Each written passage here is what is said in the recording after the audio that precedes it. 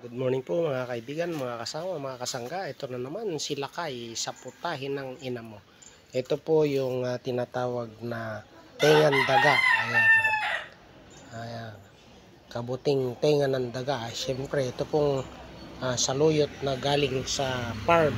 Ayan o. Oh. So talaga naman, ia-adobo po nila kayo ito. Ayan. At yung akin niluto ngayon ay talaga naman dinengdeng ulit. Ayan, pero ibang version po itong dinengdeng na ito. Ito ang kasama po nito ay talbos ng kamote. Ayan, luto na po yan.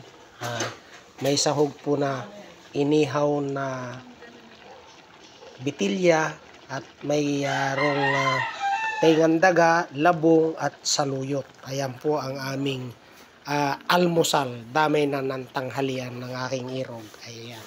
So, yan po ay luto na. Halina't samahan nyo po kaming mag-almusal. So, ayan po, ayan. Ayan, o. So, ayan lamang po. Ang gawain na magsingirog, luto-luto lang pag may time. Halina't tikman ng mga lutuin nila kay sa putahin ng ina mo. Bye-bye!